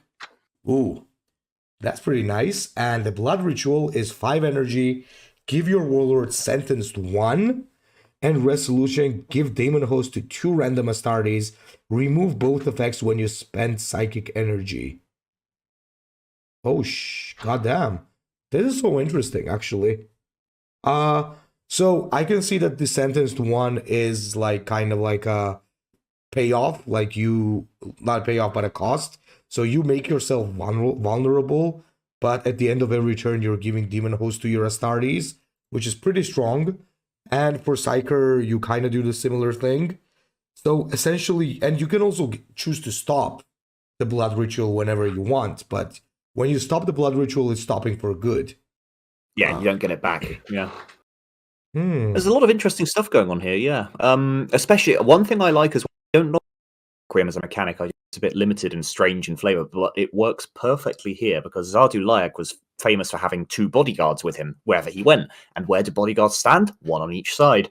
Where does Requiem trigger? On each side. Perfect. Love it. Blood Ritual, again, like you pointed out, that's really cool of the idea if he makes himself vulnerable while he's praying and, kowtowing to the Chaos Gods. So, yeah, they're sentenced, but also it's buffed. I would say give him Can't Attack as well, though, for maximum flavor while he's got the Blood Ritual. But yeah, no, there's some interesting stuff going on in here. Put in play a Lesser Demon with Flank is a little swingy in places because of the existence of the Slanesh one, but we have Marks of Chaos. People used to a little bit of variance. Yeah. We cannot say anything because you have Lotara with the same demon, so we forgive him. Yeah, because with Lotara it's like essentially a mini Thishai also. I would be curious to know how much of because there's not been much back people simping over Lotara because she's a very simpable character apparently. Yeah, everybody loves Lotara, but like overrated. Overrated. Yeah, she is kind of overrated. People are gonna shoot me for it, but she is. Even though she was rated enough for me to blow $19 on her, I think. No, that's part of your job. You can write that off as a business expense, right? Oh, it kind of is. You gotta make that content, man. You gotta make that content. Yeah, exactly. Because she's gonna get nerfed very soon. So I expect so. All right. Yeah. Go on. I like it. Yeah, it's a good card. Same. Now we start voting. This is a tricky one today. By the way, gentlemen, if I forgot somebody's card and for some reason I did not receive or something, please give me a text, okay? Well, anyway, so may I? Yeah, go ahead. I'm still deciding. Yeah, because I already have my first place pick. Oh yeah. Yeah, that's Meros. Meros. Okay, interesting. For me, this is like. For me, I think this is the undisputed number one. Maybe you'll convince me otherwise, but the thing is, like, the lore is so good, the ability is so good, the effect is so good. It has a cool thing of giving the Red Angel to the opponent. I think this is like a very, very nice card overall. I don't know. What do you think? Who are your couple of picks for number one? Number one, it's got to be Griselda Vim by Raziel. That's just. It just works. Yeah. Everything works. The balance is perfect. The art is perfect. It's all formatted nicely. It's a very interesting card to play with. It's no contest for me. Griselda Vim every time. That was my number two, but I think in a balanced sense and stuff, Griselda is a little bit more refined. So, do we have any other options, or do we? For top one pick, I can't see any personally that I would put up there. There's a lot of good stuff, but I don't. Yeah, it's definitely between Meros and Griselda. And honestly, the only reason I would personally give it to Griselda in this case is it's just more polished. Like Meros is a great idea too, but the balance is off, and it's just got a lot of text. So it's great, but not quite perfect. And that's the only thing that's edging Griselda over. Absolutely, they're very close. Yeah, Griselda it is then. Number one, Raziel. Don't let me browbeat you, man. Like push back if you want. No. Actually, I like Meros too. This was like my kind of the second one, but now that you mention it, in terms of like balance and all things considered, I think this is a little more refined. So I would go for Griselda as well. But yeah, I do think I agree with you that Meros is just a really solid pick as well. So like, yeah, I don't know. What do you see anything else that could possibly take second place off it? Maybe like let me point out a couple that I like. So Meros is certainly like one of the things that I really like. I also really like the Creole Faust, the Brotherhood Senior. That's Oh, also yeah, a that's a pretty good cool point. one. That's a good Yeah. card for sure. There's like a lot of really good cards. Honestly speaking, I would even say that Cruciatus Ecstasis is also pretty nice. I even though it has some problems there, it's also really nice. The Venenum Assassin is nice. There's so many good ones. However, for now, I would say number 2. I think Meros kind of takes my number 2, but at the same time, the Zardu is very good. Oh my god, I'm kind of stuck. This is It's difficult, this is isn't it? hard. Yeah. This is very difficult. So, which ones do you like for number 2? Let's count down. Let's put them out there. Let's see. The Enigmatii is it's decent, but it doesn't. I don't know. It's nice and polished. Kroger was pretty good too. This had a few issues formatting. I surprisingly liked Day of Sorrows. I might argue for third slot for that, even though I don't know actually. It's fine, but yeah. Creole Faust is fine. What else is there? Hadrach Medusa. No. It's a fun meme, but no. I quite like Swarm of Nurglings in a sort of ways, but it's a bit polarizing in functions. Yeah, and I do like Zardu Lyak, but also the use of Psychic is a bit strange in some places. I get it, but it's like it only needs the Requiem. The Requiem is perfect flavor. The Psychic, there's a lot of Psychers in Horus Heresy Legions, and they don't have the Psychic mechanic. That is exclusively for very heavy Psycho factions. So yeah, I kind of get it. What about Decadence? Which one? Sorry, Swift Decadence. Oh, it's fine. I just again like it feels like it should be Mark of Chaos, not Demon Host, but that would disqualify it from the competition. So it feels like a slight sacrifice has been made in order to make it fit in. But it's cool art. I know the guy who made that one as well. Actually, so yeah, like it's a good design, man. It's the same guy who made the Lemon Rush from last time. I would like to see it in the game, but I don't think it wins a prize in my opinion here. It's ironic, that isn't it? Who would I give a second slot to if I could? I don't know. What would be my personal pick? For now, my vote goes to Meros. Let's see what you think. Yeah, no, I think it's Meros. I think it is Meros for second. I mean, it's like really again, good. It's not perfect, but it's just the flavor's just so on point. There's gonna be so we agree on Meros for number 2. I think so. Yeah, I think so. So Griselda for number 1, Meros for number 2, and number 3 is gonna be a battle because there's a lot of stuff that could fit number 3 for me, honestly, and this is gonna be a little hard, honestly. Ooh, so. God damn. This is a little difficult. Okay, let me tell you what are the cards that I think could deserve by chance to get number 3, okay? Yeah. One of the cards for me is certainly Zardu, rivaled by Tagrun, the second one. Although both of them have like some problems, I still do like both of them. Yep. There's also probably I'm a little biased over here, but I also like the Long Night. Just it's maybe it's not that flavorful, but the whole lore wise is pretty good, and it could be a Jim I'm struggling Boss to card. find that one. Hang on, where is that? It's the Night Lord one. Oh, you mean Altani Shadu? Right? Yeah, that's one that I also kind of have in mind. It's just such a clunky interpretation and implementation. That is also true. I like the flavor. I do. Faust is once again up there. Faust, and can't discount the cultist. Yeah, Cruciatus as well. I mean, for 3, there's obviously a lot of cards. Enigmati is also there. The Kruger is also there. There's so many that could get number 3. Like I even didn't mention. I would even argue that the Perturabo is really good, but the Perturabo does have some issues. It does have some issues though. I don't know, man. This is a hard one. The canon as well. Let's think about it from the game. Like, so if it was in the game, which would you like to have the most? And like Enigmatii, it's fine, but like all it does is add a finisher to Dark Angels, so probably not him. Kroger, I would play Kroger. Creole would be a one-trick pony, but he would be playable. Yeah. What were the other options? What were the ones that you would? Would you play Tagron? Would I play Tagron?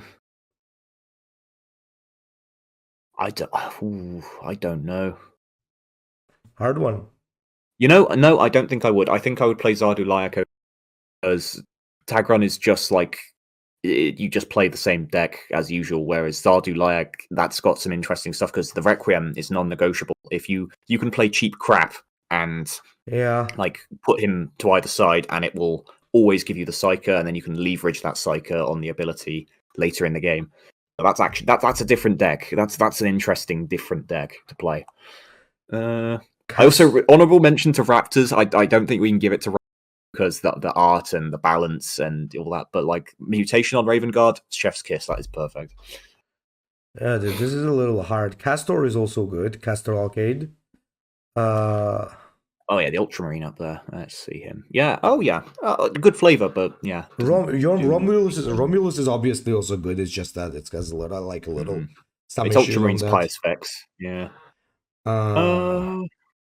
There's so many good. I mean, I even like the Kibre a bit, but it does not, of course, incentivize a lot. Honestly speaking, I like all the cards, but it's a lot of good stuff. Use it. I'm telling you. No, we don't. We can't give them the memes. The memes are their own reward. There's gonna be one meme creation. There should be like. Well, if it's a perfect design and a meme at the same time, there you go. That's the challenge. Make a. But it's not. Oh, it still works. Oh yeah, we actually gonna add that as the format. That'll be quite. That's an interesting one. Shaka I made one like that one. Also good.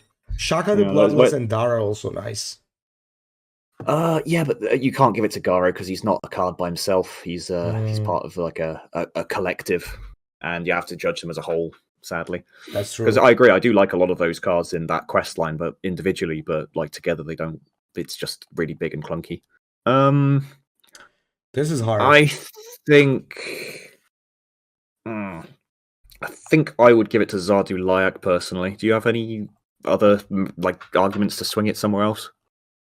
I mean, honestly speaking, I've been looking at Zardu Lyak all this time because the only issue I have with Lyak, the only small issue, is that he's kind of a dead warlord on turn 1 because he's not doing anything. But honestly, that's not even a problem though, because the whole point of this warlord would be to incentivize you to play a shit ton of low cost stuff and then requiem it for psychic energy. So you're gonna have a turn 1 played 9 times out of 10. So yeah. Yeah, I think he's overall a pretty solid design. So it's the same guy with Fail Toron. He does it again, I think. Oh, was this the same guy? Yes. Oh yeah, no, I remember you said yeah. He listened to. Man, so many good cards. Who cares about banners? I'm still no banners. Behold, I still kind of have the Cruciatus moment there, but I don't know. I also like the Cruciatus Ecstasis. I don't know. It's all right. Yeah, I don't know. It's the Unstoppable plus the Rage. Like without the Unstoppable, Rage would be more interesting, ironically. But again, the art's got the jump pack. It's good art though.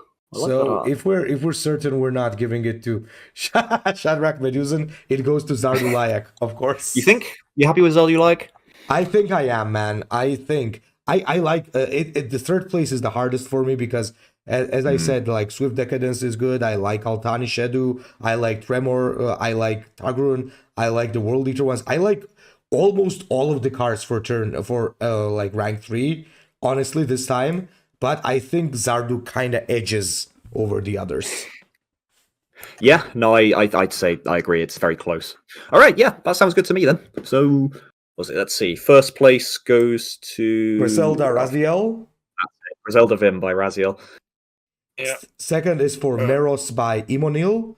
And the third is Rocky King Zardu Lyak. All right, yeah, seems good. Well, these are some great entries this time.